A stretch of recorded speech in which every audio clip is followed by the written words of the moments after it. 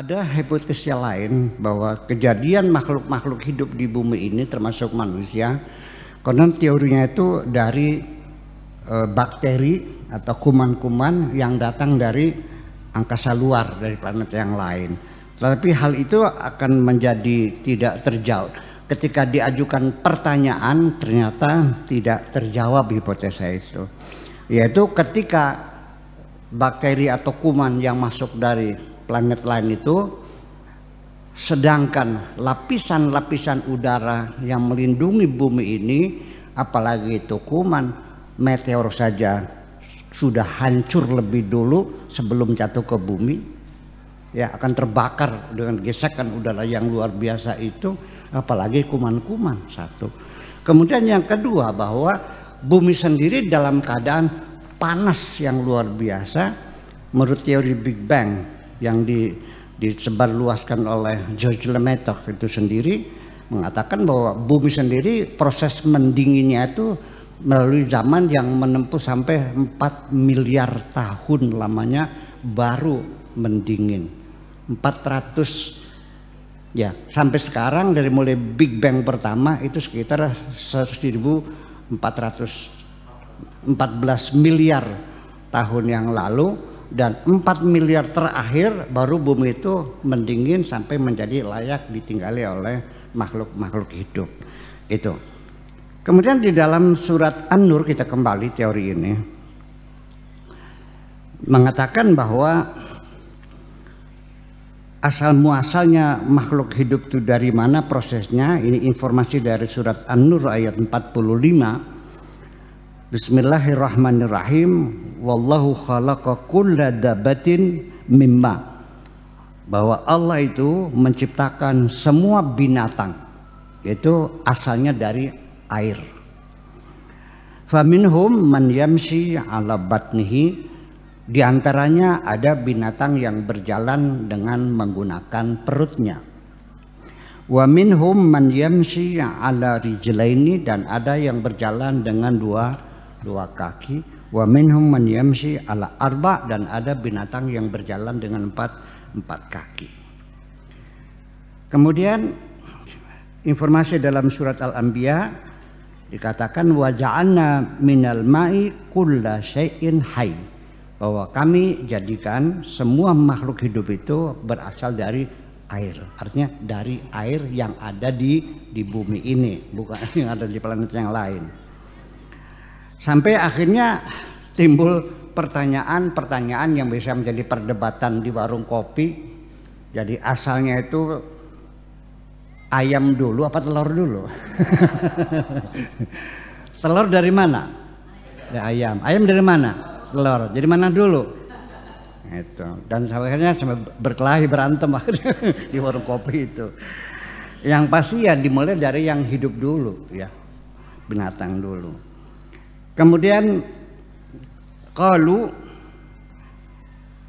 inna hunaka hadaratun qabla Adam alaihissalam, sampai tentang informasi Adam dalam Al-Quran yang hampir diyakini oleh umat Islam sebagai makhluk pertama, manusia pertama. Itu juga ada sebagian orang yang menyatakan bahwa Adam itu bukan makhluk yang pertama, tetapi yang diyakini, saya sendiri meyakininya bahwa Adam itu makhluk yang pertama kali yang mempunyai tingkat intelektualitas tertinggi. Dari mana itu informasi terjadi? Adalah dari Al-Quran sendiri, bahwa ketika Allah itu menyerukan kepada malaikat supaya bersujud, idz qala rabbuka lil malaikati isjudu li Adama, ternyata semua makhluk Allah yang ada waktu itu dalam bentuk gelombang seperti setan, jin, malaikat dan sebagainya, itu ternyata berat hati sesungguhnya. Berat hati itu artinya nggak cocok lah gitu.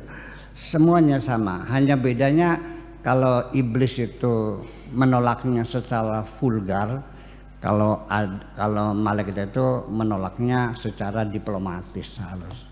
Coba dengarkan argumentasi malaikat untuk menolak tidak bersujud itu. Dia bertanya, qalu ataj'alu fiha may yufsidu fiha wa yasfikud dima wa nahnu nusabbihu bihamdika wa nuqaddisu lak.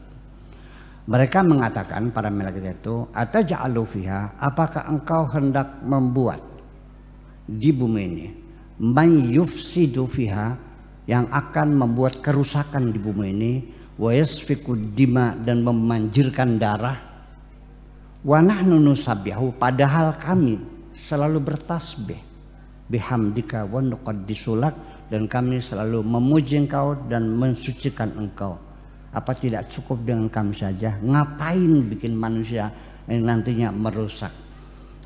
Ini berarti ada informasi bahwa malaikat pernah melihat atau sudah melihat bahwa manusia itu merusak. Manusia itu perang, banjir darah. Berarti sebelum Nabi Adam sudah ada makhluk hidup. Itu. Tetapi kitab-kitab tafsir yang ada, yang kita baca, apakah Al-Marwazi, apakah At-Tabari, apakah Ibnu Katsir dan sebagainya, itu mengatakannya bahwa makhluk hidup yang perang dan banjir darah itu bukan manusia, tetapi sebangsa jin. Menjadi pertanyaan, apakah jin itu ada darahnya?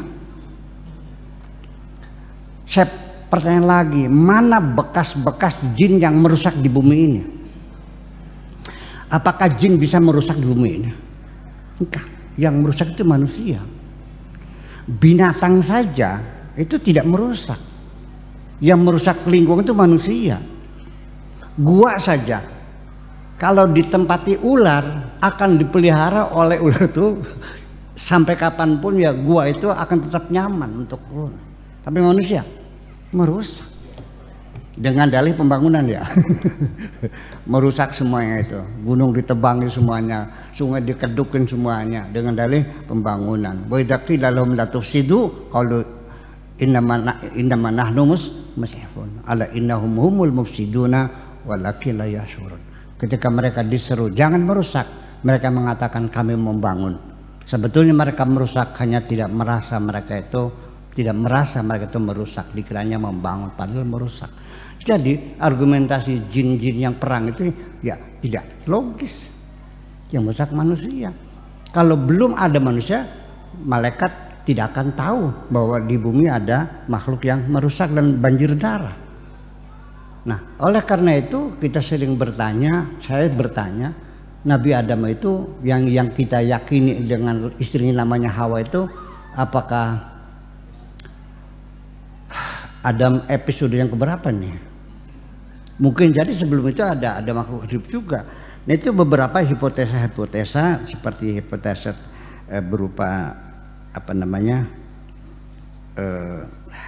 bakteri-bakteri semacam itu. Kemudian kita lanjutkan lagi bahwa teori-teori tentang asal mula penciptaan alam ini juga coba kita lihat berdasarkan mitos-mitos. Dalam mitologi itu juga banyak diceritakan tentang asal-usul alam semesta. Pertama ada teori dalam bentuk mitos di Mesir, yaitu namanya dewa Himo namanya itu di Mesir. Itu membuat manusia diperiuk dari tanah, ya apa namanya, pendil dari tanah, dipendil, digodok, digoreng gitu, bikin manusia. Kemudian istrinya yang bernama Tuhan Tut itu yang mencatat setiap manusia jadi, yang mencatat umurnya sekian tahun, penyakitnya ini, rezekinya begini, orang kaya, orang miskin, penyakitnya ini, matinya.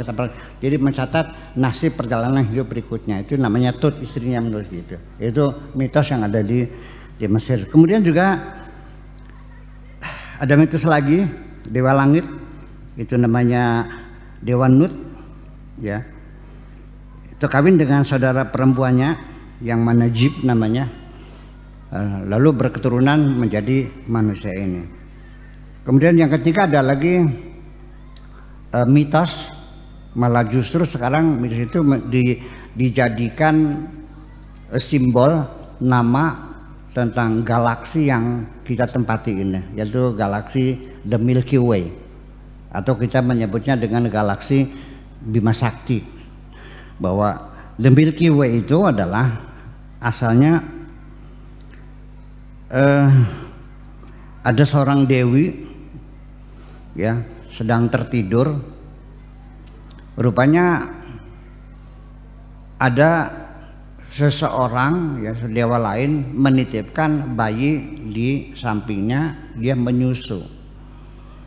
Jadi seperti burung apa namanya itu yang nitipkan telurnya ke burung lain tuh, iya titip anak tuh, burung apa kedasih ya, burung kedasih itu kan nitip anaknya gitu. Jadi ada dia apa kedasih gitu anaknya.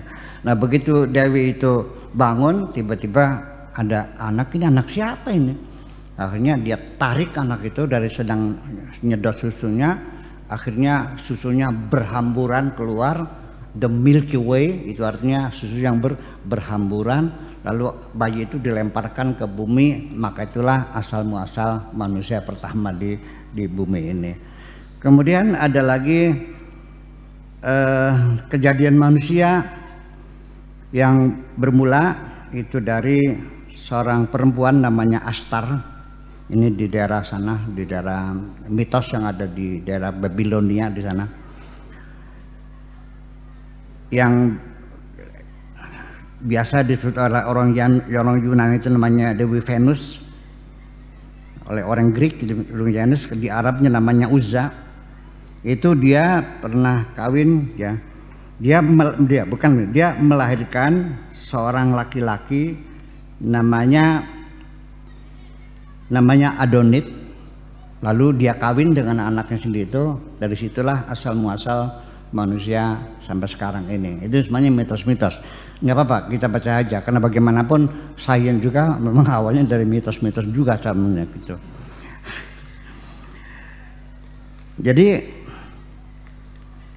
saya kira seperti itulah, bahwa dalam Al-Quran tidak seperti itu ya. Dikatakan wa huwallazi ansha'akum min nafsi wahidah. Manusia diciptakan dari nafas yang sama, dari jiwa yang sama. Wa ja'ala minha zaujaha, baru setelah itu dibuat pasangannya. Mungkin cerita yang termasyhur di umat Islam itu, Siti Hawa itu dibuat dari tulang rusuk. Tulang rusuk itu bengkok, makanya perempuan selamanya bengkok terus. Diluruskan, iya, dilepaskan bengkok lagi gitu. Itu makanya itu mungkin penghinaan terhadap perempuan juga sih. Nah kemudian dalam surat Al-An'am informasi dikatakan bahwa huwallazi ansha'akum min nafsi wahidah, bahwa kamu diciptakan dari jiwa yang sama.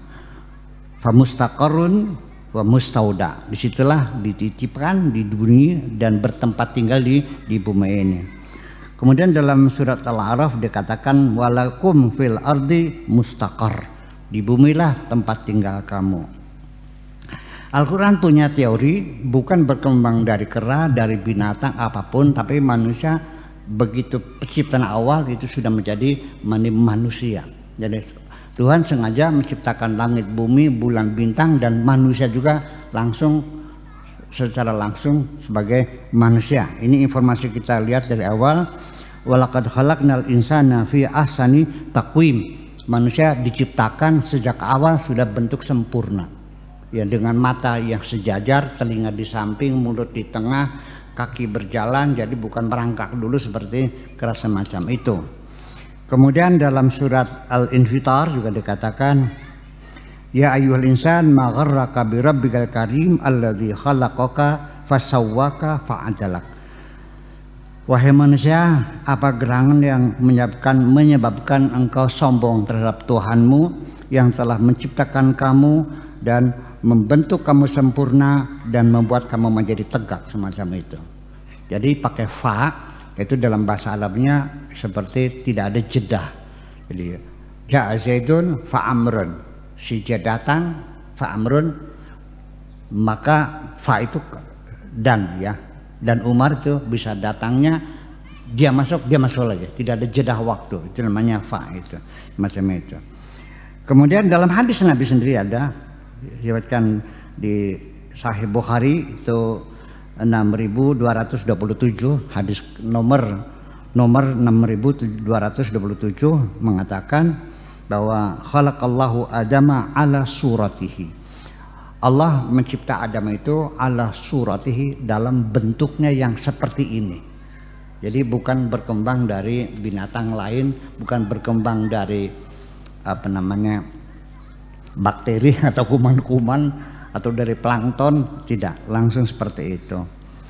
Kemudian ada beberapa hal lagi.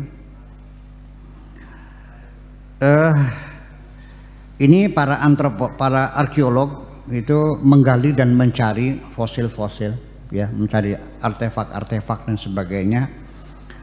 Ditemukan terutama di Tanzania, itu mungkin sekitar tahun 71-an lah kira-kira. Digali di Tanzania dalam kedalaman sekitar 600 meter. Di situ ditemukan tengkorak manusia, kemudian di sekitarnya ada piring, ada mangkok yang dibuat dari tanah itu, perabot rumah tangga. Lalu diperkirakan umurnya itu sekitar 600.000 tahun yang lalu. Padahal kalau kita perhitungkan dari Adam sampai sini kan nggak sampai 600.000 tahun itu. Kemudian juga manusia di Nebraska ya, di Amerika itu, cuman ternyata pembuktiannya itu masih perlu diragukan karena dia hanya menemukan satu gigi, hanya gigi satu di Nebraska itu. Yaitu lalu dibuat gigi yang lain pakai gips gitu, dibikin hanya satu bukunya itu, dibikin bentuk, lalu dinisbatkan, lalu dinyatakan bahwa manusia itu hidupnya sekitar 1 juta tahun yang lalu. Nah, tetapi ini di dalam surat Al Imran dikatakan innallaha ijtaba Adama wa Nuha wa ala Ibrahim wa ala Imran ya alal alamin dzurriyyatan ba'duha min ba'd. Terjadi percampuran keturunan dari mulai Adam, kemudian Nuh, Al Ibrahim sampai Al Imran. Al Imran itu keluarga besarnya Sayyidina Masih ya, Isa Al-Masih. Itu semuanya kalau diperhitungkan tidak lebih sekitar 10.000 tahun ya yang lalu itu. Ya, Nabi Isa saja kan baru 2020. Ya, sebelumnya ya sekitar 8.000 tahun semacam itu. Ini yang jadi persoalan. Kita kalau mengatakan bahwa Adam itu manusia yang pertama, seperti apa? Ya kan? Kemudian kita sekarang melihat di Afrika, hitam legam, giginya putih, matanya putih, rambutnya keriting, orangnya tinggi-tinggi. Kemudian di Cina, kulitnya kuning, bukan putih, kuning ya. Kemudian matanya sipit, bulunya jarang. Kalau Arab bulunya lebat, orang Eropa merah kulitnya dan sebagainya. Kita di sini, pertanyaannya bagaimana etnis ini kok menjadi berbeda-beda? Ini juga pertanyaan belum terjawab sesungguhnya sampai sekarang. Kalau iya itu sebabnya karena pengaruh geografis, silahkan Anda tempatkan orang Uganda atau orang Nigeria tinggal di Belanda, ya. Terus diamati, ada perubahan nggak? Putih nggak kulitnya? Ya. Kemudian dia punya anak. Kita sepasang suami istri dari Nigeria, tinggal di sana. Lahirnya anaknya putih hitam. Cucunya ini menjadi persoalan. Kalau kita mengatakan ada manusia pertama, bagaimana bisa deoksiribonukleik asid itu berbeda-beda? Sebab itu sampai 400 turunan loh, DNA itu bisa membuktikan dari mana asal usulnya itu. Nah, tetapi Ini kalau bahasa kenapa menjadi berbeda-beda itu sudah hampir terjawab dan bisa diterima oleh akal. Yaitu sejak munculnya teori-teori dari Ferdinand de Saussure, ahli seorang peletak batu pertama linguistik, itu bahwa bahasa bergeser berubah itu dipengaruhi oleh iklim, oleh kelembaban udara, ya, oleh panas dan dinginnya, tinggi dan rendahnya dari permukaan laut, itu semuanya dibuktikan bahasa menjadi berbeda. Kita nggak usah jauh-jauh. Ini desa Cadang Pinggan. Nyeberang sungai sekitar 300 meter itu namanya desanya desa Tulung Agung. Bergeser di sini kita untuk mengatakan untuk menunjuk ya sesuatu, isim isyarah namanya itu. Kalau dekat namanya kien, agak jauh kun, kalau jauh sekali kan, kien kun kan. 300 meter kita bergerak ke sana, ke desa Tulung Agung nyeberang sungai Sinduparaja. Itu bukan begitu, bilangnya kiwin kuwun kawan. Bergeser 300 meter. Kita menyebut jembatan itu namanya kerteg. Sampai kecil sebutnya sasak. Sampai di Indramayu punya wot. Nah, di situ satu penelitian dalam filologi atau dalam bahasa Arabnya namanya fiqhul lughah, itu dinyatakan bahwa suara itu berbeda dari satu tempat yang lain. Lihat kelembaban udaranya, panas dan dinginnya, termasuk ketinggian dari permukaan laut. Saya menyaksikan sendiri. Kucing di sini bunyinya apa? Meong, ya meong. Di Arab bunyinya niu, niu, niu. Mereka mengatakannya niu, bukan meong. Ya. Nah itulah para ahli linguistik, ya filologi atau filologa itu melakukan eksperimen dengan lempengan platisir, ya, terbuat dari logam tertentu dan berbentuk kelereng dari logam juga, diletakkan setempat, lalu di ketinggian yang sama di pantai diletakkan, dicatat suara itu berapa vibrasinya, ya kan begitu. Dibawa lagi ke hutan, dijatuhkan juga, dicatat juga, ke gunung dicatat juga, ternyata hasilnya berbeda. Suara itu vibrasinya berbeda karena dipengaruhi oleh faktor geografis ini. Orang Indramayu dataran rendah bahasanya keras enggak? Keras, seperti orang bertengkar. Ya kenapa? Karena kalau tidak keras tidak terdengar. Tapi kenapa di Bandung orang kok bahasanya lembut? Karena daerahnya akustik, kanan kiri gunung semua, nggak perlu ngomong keras-keras sudah terdengar. Jadi membuat watak mereka menjadi bahasanya lembut semacam itu. Nah itu bagaimana perkembangan bahasa. Tapi ada dugaan bahwa beberapa bahasa, beberapa kata dipelajari oleh namanya juga komparasi linguistik, ya, perbandingan bahasa. Ya memang bahasa itu bukan sekedar bertemu, tapi memang ada bahasa induk awalnya ada. Sebelum kita menjadi bangsa lain ada bahasa induknya. Ada beberapa kalimat yang dicatat seperti bahasa Arab. Kanjeng Nabi Muhammad tuh bertapa di mana tuh? Gua ya. Bahasa Arabnya apa gua tuh? Kahf. Bahasa Inggrisnya cave. Apa Arab dari Inggris bukan dari Arab namanya? Nanti di bahasa Latin sana cafe namanya. Iya.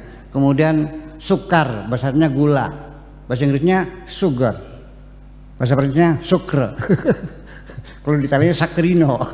Nah, itu ada memang. Jadi ada bahasa Induk yang menjadi ini, dan tetapi walau bagaimanapun bahwa sampai dengan teori metode komparasi linguistiknya sendiri malah justru terakhir ditemukan satu pembuktian bahwa orang Persia dan orang Jerman itu rasnya sama dari kajian bahasa. Kenapa? Tubinya di akhir sama-samanya. Jadi dalam bahasa Persia itu isnya itu di belakang. Muhammad Bradelman is. Jadi kayak Jerman juga sama. Kalau Inggris kan di tengah. Muhammad is ya student. Kalau ini student is gitu. Dan itu ternyata kapan mereka hijrah? Itu sekian ribu tahun yang lalu orang Persia hijrah ke Jerman ke sana. Dan sampai sekarang memang dibuktikan bahwa orang Jerman itu asalnya dari suku Arya, ya, dari suku Arya, dari Persia semacam itu. Nah, itulah kira-kira kita berbicara tentang Al-Quran sendiri yang akhirnya, jadi kalau Al-Quran dinyatakan bertentangan dengan sains, itu sebetulnya bukan Al-Qurannya ya, tapi penafsirannya yang sangat sederhana sekali dan lalu dianggapnya benar saja. Manusia dulunya tidak ada, langsung dijadikan ada, sudah jadi manusia, tidak melalui proses lagi. Kita dengar di dalam Al-Quran, hal ata 'alal insani hinun minad dahri lam yakun syai'an madhkura. Apakah manusia tidak pernah berpikir pada suatu ketika dulu lam yakun syai'an madhkura, belum merupakan apapun, tidak ada apa-apanya, tidak ada manusia sebenarnya, baru diciptakan. Kemudian dalam surat Yunus, wa makana nasu illa ummatan wahidah, manusia itu asalnya ummah wahidah, satu umat satu, fakhtalafu, lalu kemudian berbeda-beda. Didukung dengan Al-Baqarah, kana nasu ummatan wahidah fa'ba'atsallahu an-nabiyyina mubasyirina wa mundhirin. Manusia itu tadinya satu, artinya bahwa menjadi perbedaan semacam itu, bahasa berbeda, agama berbeda, itu karena proses perkembangan budaya dan sebagainya. Tadinya adalah satu, tetapi belum terjawab bagaimana bisa menjadi ras bangsa ini menjadi berbeda-beda. Kenapa ini jadi hitam, kenapa jadi putih, jadi kuning, kenapa kecil, kenapa besar dan sebagainya, kan gitu. Sehingga bagaimanapun juga kita bisa melihat ras manusia itu dari bentuk tengkoraknya, seperti orang Jawa dengan orang Batak beda. Orang Batak ini rahangnya terbuka, kalau orang Sunda mengecup, kalau hidungnya mesek, orang mana tuh? Ya, kita juga sama semacam itu. Saya kira itu sajalah, saya kira yang bisa saya sampaikan. Saya kira waktunya sudah habis ini, nanti kita diskusikan lebih lanjut. Terima kasih. Assalamualaikum warahmatullahi wabarakatuh.